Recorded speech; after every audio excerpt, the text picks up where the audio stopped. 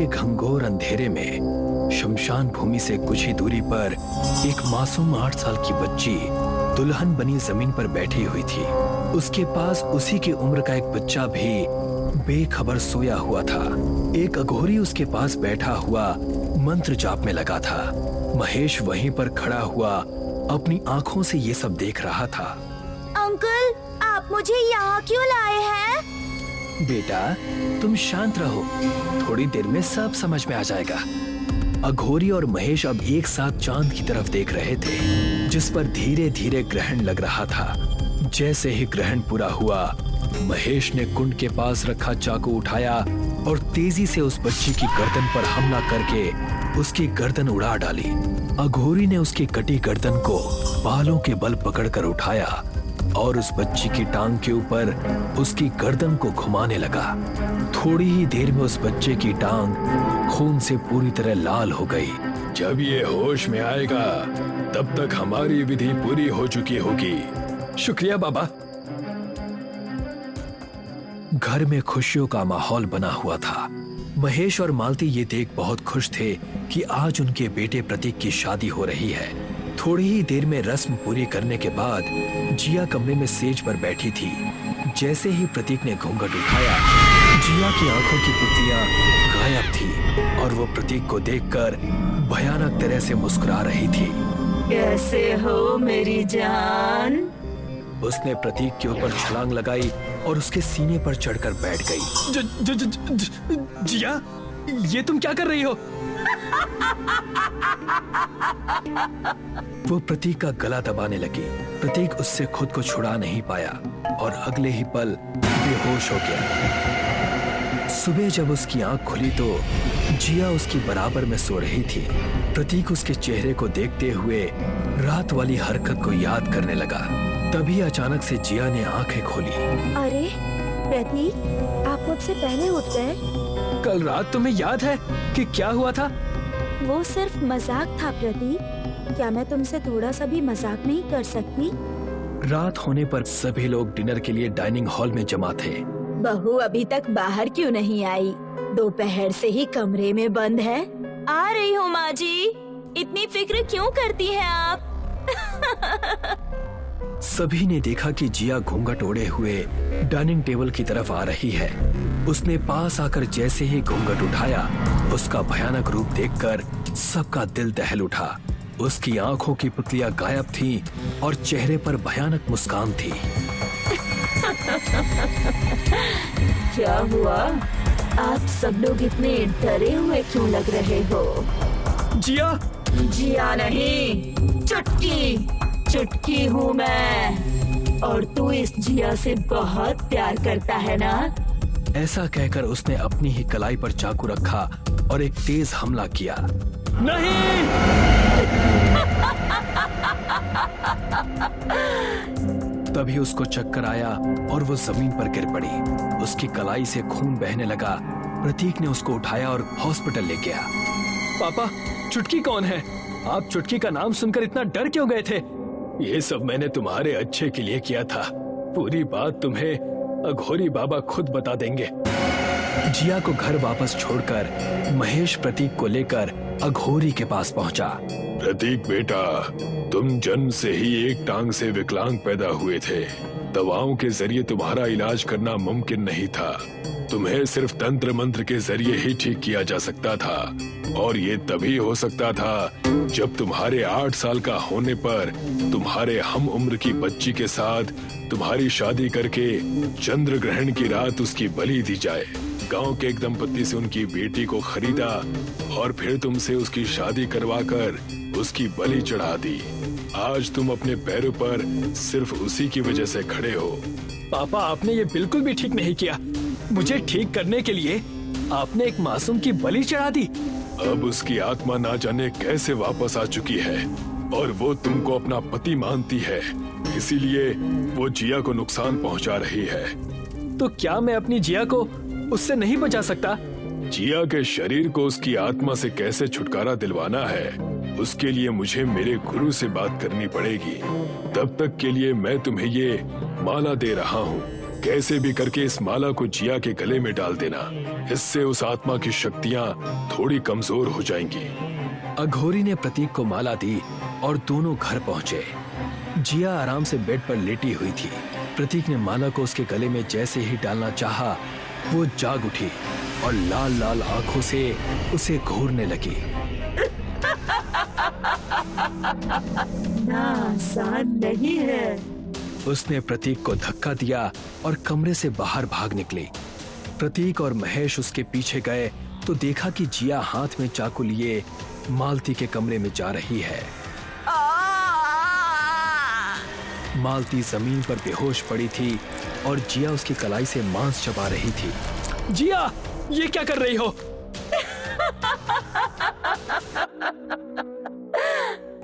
उसने चाकू उठाकर प्रतीक के ऊपर हमला किया और खिड़की से कूदकर बाहर भाग गई। पापा, आप मम्मी को हॉस्पिटल ले जाइए, मैं जिया को संभालता हूँ।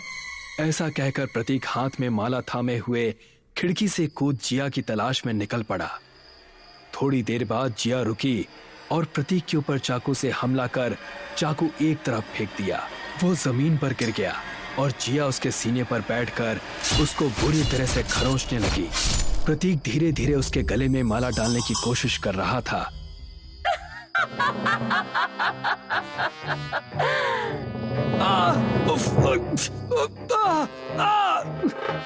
माला उसके हाथों से छूट गई और जिया उसके ऊपर से उठ गई। प्रतीक अपने दर्द को सहने की कोशिश कर रहा था।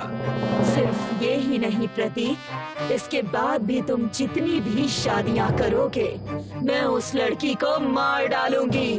तुम अपने पैरों पर सिर्फ मेरी वजह से ही खड़े हो और मैं ही तुम्हारी असली बीवी हूँ। तभी प्रतीक की नजर चांद पर पड़ी तो ग्रहण पूरा होने वाला था। अगले ही पल उसके कानों में अघोरी की आवाज आई। प्रतीक, इसकी आत्मा को तभी भगाया जा सकता है जब इसकी बलि से जो तुम्हें मिला है तुम उसे वापस कर दो।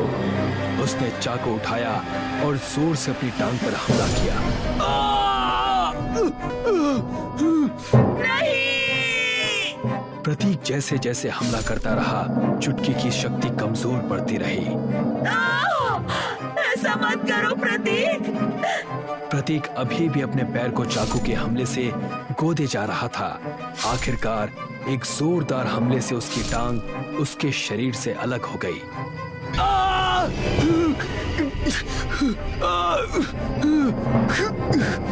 नहीं! चुटकी की आत्मा चीखती हुई और धुआं बनकर खत्म हो गई। उसके बाद जब ग्रहण खत्म हुआ तो जिया को होश आ गया। वो भागकर प्रतीक के गले लग गई। प्रतीक ने अपनी एक टांग खो दी, लेकिन अब उसको इस बात की खुशी थी कि अब वो जिया के साथ अपनी नई जिंदगी शुरू कर सकता है। अब उनकी खुशियों में कोई ग्रहण नहीं लगेगा। वासीपुर गांव जाने वाली सड़क पर एक सरकारी हॉस्पिटल है। यह हॉस्पिटल जंगल में है। अब इस सड़क को भूतिया सड़क कहते हैं। अब ये हॉस्पिटल शाम 4 बजे तक ही खुलता है। कॉलेज का एक ग्रुप जंगल में बाइक से वाइल्ड फोटोग्राफी के लिए आया है, जिनमें से विकास और स्वाति रास्ता भटक जाते हैं। अब तक हमें बाकी साथी क्यों नहीं मिले हैं? हो स्वाति, तुम लड़कियां बिना न जाने कितना डरती हो। विकास, ये मत भूलो कि हम जंगल में हैं और बाइक पर हैं। कोई जंगली जानवर भी खा सकता है। जानवर का तो पता नहीं, लेकिन अभी तुम मेरा दिमाग जरूर खा जाओगी। स्वाति कुछ बोलने वाली होती है, लेकिन पहले ही विकास का बाइक से बैलेंस बिगड़ जाता है और बाइक पेड़ से जाकर टकराती है। दोनों जमीन पर गिर पड़ते हैं और उनके सिर से खून निकल रहा होता है। विकास और स्वाति को सामने एक हॉस्पिटल का बोर्ड दिखता है। विकास स्वाति को गोद में उठाकर ले जाता है। विकास घबराते हुए हॉस्पिटल में डॉक्टर के पास जाता है। हॉस्पिटल के गेट पर डॉक्टर खड़े होकर मुस्कुरा रहे होते हैं। डॉक्टर साहब, जल्दी से ट्रीटमेंट शुरू कीजिए। मेरी फ्रेंड बेहोश हो गई है डॉक्टर। हाँ, घबराओ मत, अभी सब ठीक हो जाएगा। डॉक्टर स्वाति और विकास को इमरजेंसी वार्ड में एडमिट कर देते हैं। विकास को हॉस्पिटल में कुछ अजीब लग रहा है, लेकिन स्वाति बेहोश है, इसलिए वो कुछ बोल नहीं पाता है। डॉक्टर नर्स को हाथ से इशारा करता है और वो हाथ में खून से चना चाकू और मांस के कुछ टुकड़े लेकर आ रही है। डॉक्टर साहब, वो घबराओ नहीं, तुम आराम से सो जाओ। विकास के चेहरे से खून के साथ पसीना टपक रहा है। डॉक्टर और नर्स दोनों इंजेक्शन लगाते हैं। विकास व स्वाति बेहोश होकर सो जाते हैं। कुछ घंटे बाद स्वाति की आंखें अचानक से खुल जाती हैं। ये मुझे गंदी बदबू कहाँ से आ रही है? मैं कहाँ हूँ? जैसे ही स्वाति आंखें खोलकर देखती है, उसकी चीख निकल जाती है। स्वाति, ये तो मुर्दा घर है और हम यहाँ कैसे आ गए? स्वाति और विकास देखते हैं कि वो पोस्टमार्टम रूम में बेड पर हैं। स्वाति लाइट ऑन करती है। विकास और स्वाति बाहर भागने की कोशिश करते हैं और गेट बंद हो जाता है। पीछे मुड़कर देखा तो डॉक्टर भूत बन जाते हैं और एक साथ बहुत सारे भूत मुर्दा घर में आ जाते हैं। नहीं नहीं नहीं नहीं नहीं, हमें कुछ मत करना, नहीं। हमें जाने दो। भूत तेज तेज हंसते हैं और विकास और स्वाति की फुटबॉल बनाकर खेलते हैं। फिर भूत विकास और स्वाति की आंखें बाहर निकाल लेते हैं, जिससे दोनों की दर्दनाक मौत हो जाती है। अगली सुबह हॉस्पिटल के सारे स्टाफ ने आकर देखा कि रिसेप्शन पर 2 लाशें रखी हुई हैं।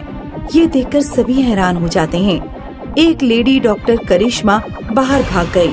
दूसरा एक डॉक्टर शिवम उसके पीछे गया। करिश्मा, तुम घबराओ मत। अब तो ये लाशें आम बात हैं। तुम अभी यहाँ नई नई आई हो, इसलिए तुमको कुछ पता नहीं है। लेकिन यहाँ ये सब क्यों होता है? ये बहुत पहले की कहानी है। यहाँ एक दर्दनाक घटना हुई। ऐसा क्या हुआ था?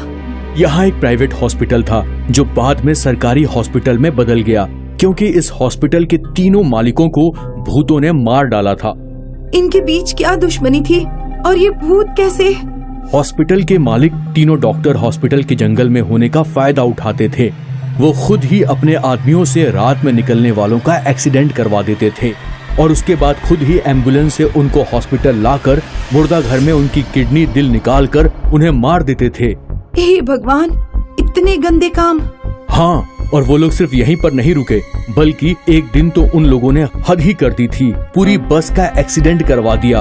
उन सब के साथ भी यही हुआ और हॉस्पिटल मुर्दा घर बन गया। कैसे हुआ ये? हर रोज की तरह वो डॉक्टर उस दिन भी शिकार की तलाश में थे। फिर रात को इस जंगल से एक टूरिस्ट बस गुजरी। सभी यात्री मेरी बात ध्यान से सुने। ये इलाका सुरक्षित नहीं है। हमें यहाँ से मजबूरी में ही बस निकालनी पड़ रही है, लेकिन आप सब लोग अब कुछ घंटे शांत रहिएगा, ठीक है? हमें डराओ मत, हमें कुछ नहीं होगा। गाओ रे गाओ, सभी तेज आवाज में गाना गाओ। सभी यात्री कंडक्टर की बात को अनसुना कर देते हैं। तभी साइड से एक ट्रक बस को ओवरटेक करते हुए एक्सीडेंट कराता है। बस और उसमें बैठे सभी यात्री बुरी तरह जख्मी हो जाते हैं और पीछे से एक एम्बुलेंस आती है। वो सभी को हॉस्पिटल पहुंचाती है। सभी भूत बन गए और उसके बाद सबसे पहले उन्होंने डॉक्टर्स को मारा और उसके बाद से अब तक रोज न रोज वो किसी को मार रहे हैं। इनका इंतजाम नहीं कराया गया? नहीं, इनका कुछ नहीं हो सका और बहुत सारे मासूम मौत के घाट उतार दिए गए। तब से अभी तक इस हॉस्पिटल में भूतों का राज है और मासूमों की जान जा रही है। ये बात है 1995 की। गोरखपुर शहर के सिटी हॉस्पिटल में सुनीता नाम की एक नर्स काम करती थी। एक रात वो हॉस्पिटल में होती है और उसकी नाइट ड्यूटी लग जाती है। वे अपने पति हेमंत को फोन करती है। हेमंत, आज मेरी नाइट ड्यूटी लगी है, मैं आज हॉस्पिटल में ही रहूंगी। खाना खा लेना और आराम से सो जाना। ठीक है सुनीता, तुम भी अपना ख्याल रखना। सुनीता फोन रखती है और देखती है कि एक इमरजेंसी केस आया है और मरीज की हालत बहुत ही खराब है। डॉक्टर महेश उस पेशेंट को आईसीयू में ले जाते हैं। सुनीता भी उनके साथ जाती है। पेशेंट की हालत बहुत ही ज्यादा खराब है सुनीता, हम बचा नहीं पाएंगे। महेश कोशिश करते हैं लेकिन उस पेशेंट को बचा नहीं पाते। इनके घर वालों को इन्फॉर्म कर दो सुनीता। जी डॉक्टर। महेश और सुनीता आईसीयू से चले जाते हैं। आत्मा लाश को देखकर हंस रही होती है।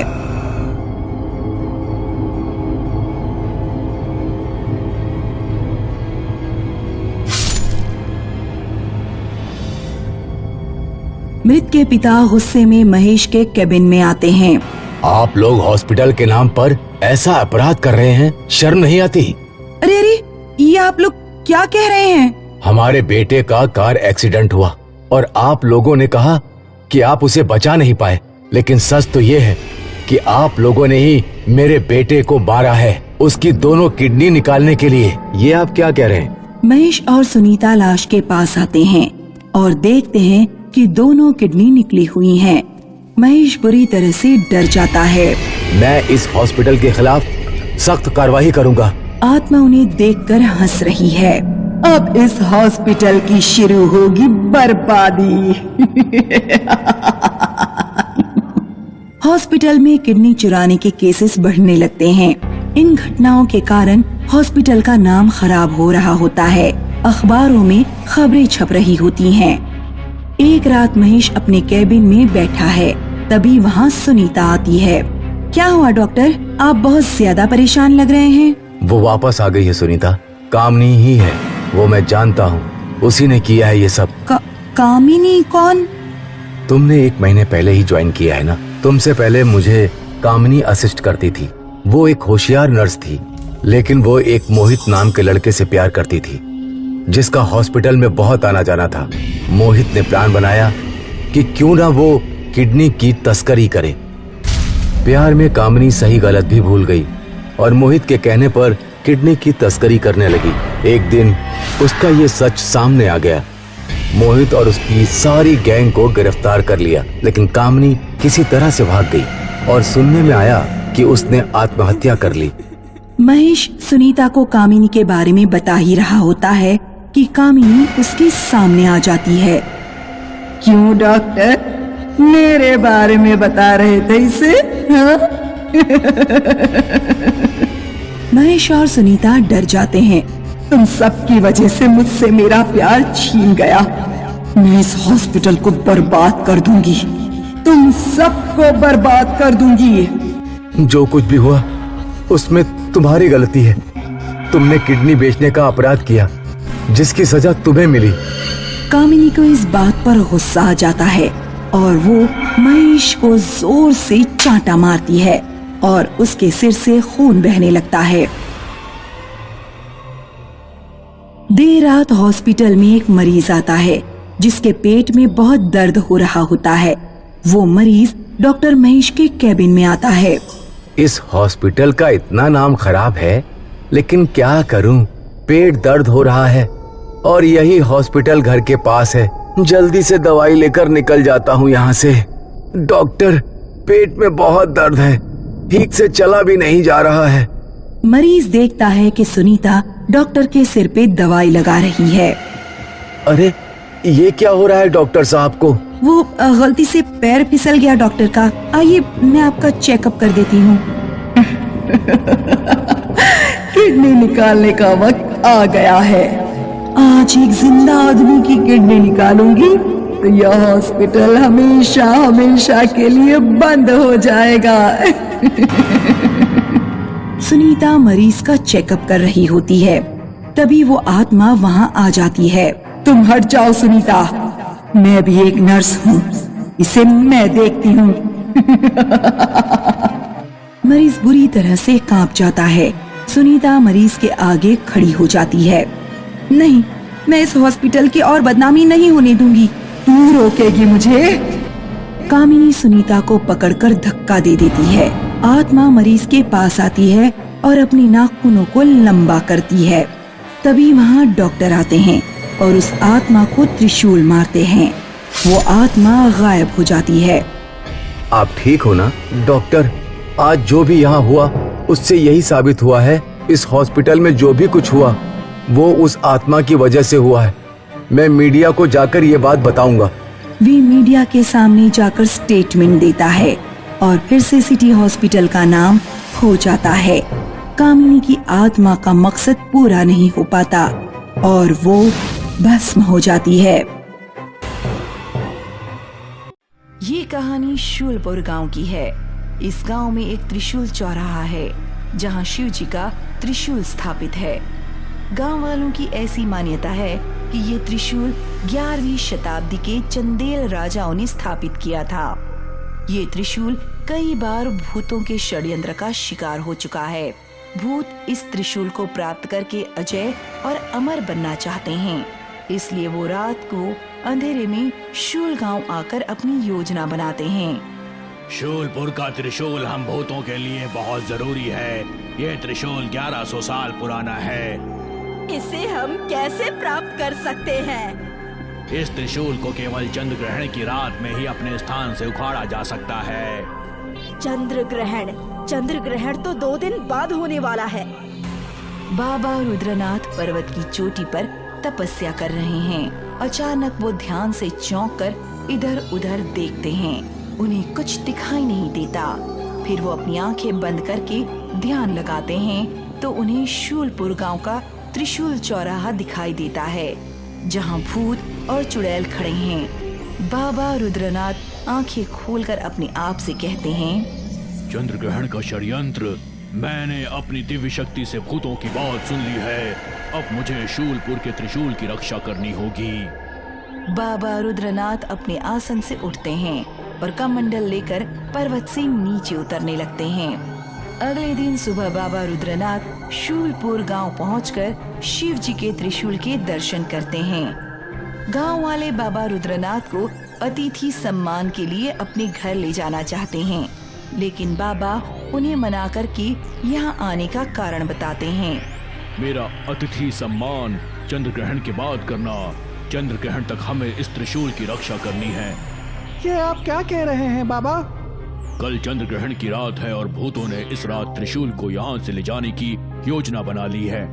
बाबा, आपको भूतों की योजना के बारे में कैसे पता चला? मैंने अपनी दिव्य शक्ति से सब कुछ जान लिया है, इसलिए हम तुम लोगों को सतर्क करने आए हैं। इस त्रिशूल की रक्षा करने हम यहाँ पर आए हैं।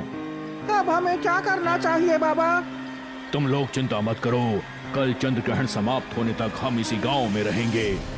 बाबा रुद्रनाथ की तरह भूत और चुड़ैल भी गांव वालों की दिनचर्या पर नजर जमाए रहते हैं, इसलिए भूत बाबा रुद्रनाथ के शूलपुर गांव आते ही सतर्क हो जाते हैं। बाबा रुद्रनाथ हमारे रास्ते का रोड़ा बन गया है। ये हमें आसानी से त्रिशूल ले जाने नहीं देगा। तुम चिंता मत करो, कल चंद्र ग्रहण के समय जब चारों तरफ अपशगुन वाला अंधकार छा जाएगा, ऐसे में त्रिशूल ले जाने से हमें कोई नहीं रोक सकता। इस काम की सफलता के लिए हमें 3 आदमियों की बलि देनी पड़ेगी। वो आदमी कहाँ से मिलेंगे? इसी शूलपुर गांव से। चुड़ैल भूत की बात समझकर डरावने अंदाज में हंसती है और भूत के साथ आगे निकल जाती है। बाबा रुद्रनाथ त्रिशूल चौराहे पर हवन कुंड बनाकर पूजा शुरू करते हैं। गांव वाले बाबा की इस काम में सहयोगी बनते हैं। हवन कुंड की आग और मेरी पूजा निरंतर चलती रहेगी। जब तक चंद्र ग्रहण का संकट समाप्त नहीं हो जाता, तब तक तुम लोगों को भी सतर्क रहना होगा। बाबा रुद्रनाथ अपनी पूजा आरंभ करते हैं। हवन कुंड का धुआं चारों तरफ फैलता है और मंत्र की ध्वनि गूंजने लगती है। एक तरफ बाबा रुद्रनाथ यज्ञ शुरू करते हैं तो दूसरी तरफ भूत का मायावी खेल भी आरंभ होता है। गांव की बस्ती से 3 लोग अचानक गायब हो जाते हैं। गांव वाले हैरान हैं कि वो 3 आदमी कहां चले गए। गांव से 3 आदमियों के गायब होने की खबर तो पक्की है। मुझे तो ये भूतों की शरारत लगती है। शरारत नहीं, ये उनका षड्यंत्र है। भूत कल चंद्र ग्रहण की रात उन तीनों की बलि देंगे। हमें इसकी खबर बाबा रुद्रनाथ को देनी चाहिए। गांव के लोग बाबा रुद्रनाथ के पास जाते हैं। बाबा रुद्रनाथ का यज्ञ निरंतर चलता रहता है। सुबह से शाम और शाम से रात हो जाती है। बस्ती के हर घर में ओम नमः शिवाय का जाप सुनाई देता है। आज की रात चंद्र ग्रहण की रात है। भूत और चुड़ैल आसमान में प्रकट होते हैं। 3 आदमी जो गांव से गायब हुए थे, भूत ने उन्हें बंदी बनाया हुआ है। भूत गांव के त्रिशूल चौराहे पर हो रहे यज्ञ को देखकर आपस में चर्चा करते हैं। चंद्र ग्रहण से पहले हमें इन तीनों की बलि देनी है। इनकी बलि हम कैसे दे सकते हैं? नीचे देख नहीं रहे, त्रिशूल चौराहे पर यज्ञ हो रहा है। इस यज्ञ की अग्नि को हम बलि के रक्त से बुझा देंगे। चंद्र ग्रहण होने वाला है, इनकी बलि में देर मत करो। भूत अपनी माया से एक तलवार प्रकट करता है और उससे वो एक एक करके 3 आदमियों की गर्दन काट देता है और उनके रक्त को अपने माथे से लगाकर कटे हुए सर को नीचे फेंकता है। तीनों कटे हुए सर हवन कुंड में गिरते हैं। हवन कुंड की आग बुझ जाती है। चुड़ैल चांद की तरफ देखती है। ग्रहण लगना शुरू हो जाता है। चुड़ैल और भूत त्रिशूल चौराहे के पास आते हैं। हमने तुम्हारा हवन कुंड अपवित्र कर दिया है। अब तुम इस त्रिशूल को नहीं बचा सकते। वो देखो चंद्रग्रहण। बाबा रुद्रनाथ चांद की तरफ देखते हैं। चांद को पूरा ग्रहण लगता है। चारों तरफ अंधेरा छा जाता है। तभी अचानक आसमान से एक आग का गोला नीचे गिरता है। उस आग से उजाला होता है। भूत और चुड़ैल उस आग के गोले में कैद हो जाते हैं। अब तुम दोनों इसी आग के गोले में कैद रहोगे।